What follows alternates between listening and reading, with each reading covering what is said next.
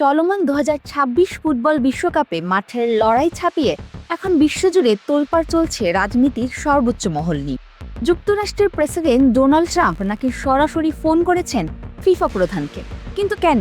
যুক্তরাষ্ট্রের একজন ফুটবলারের লাল কার্ডের নিষেধাজ্ঞা মওকুফ করাতেই কি গোপন তদবির?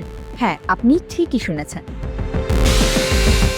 ফিফার ইতিহাসে এক নজিরবিহীন সিদ্ধান্ত নিয়ে ফুটবল দুনিয়ায় এখন চরম বিতর্ক। ট্রাম্পের একটি ফোন কলেই কি বদলে গেল বিশ্বকাপের নিয়ম? প্রথম 30 সেকেন্ডের এই চাঞ্চল্যকর তথ্যটি ফুটবল ইতিহাসের সবচেয়ে বড় স্ক্যান্ডাল হতে যাচ্ছে।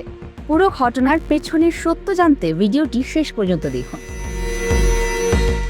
ঘটনার সূত্রপাত বিশ্বকাপের রাউন্ড অফ 32 এর ম্যাচে।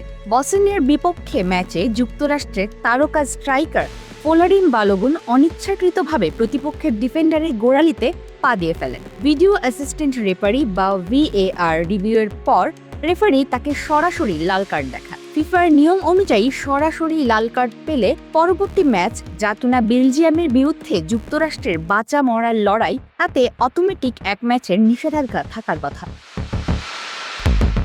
যুক্তরাষ্ট্রের ফুটবল ফেডারেশনও মেনে নিয়েছিল যে বালোগুনকে ছাড়াই তাদের মাঠে নামতে হবে।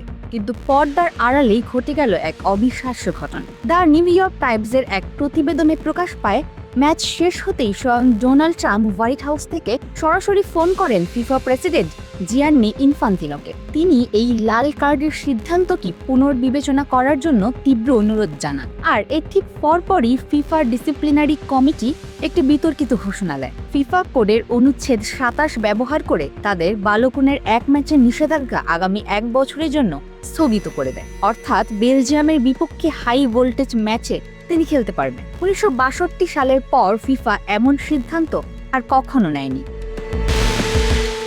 এই সিদ্ধান্তের পর ট্রাম্প সোশ্যাল মিডিয়ায় ফিফাকে ধন্যবাদ জানিয়ে লেখেন, একটি চরম অবিচারের অবসান ঘটানোর জন্য ফিফাকে ধন্যবাদ। তবে এই ঘটনায় ক্ষোভে ফুঁসছে প্রতিপক্ষ বেলজিয়ামের ফুটবল অ্যাসোসিয়েশন। তারা একে ফেয়ার প্লের পরিপন্থী এবং রাজনৈতিক প্রভাব বলে ক্ষোভ প্রকাশ করেছে।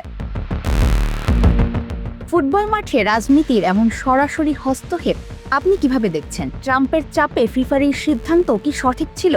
কমেন্ট করে আপনার মূল্যবান মতামত জানান।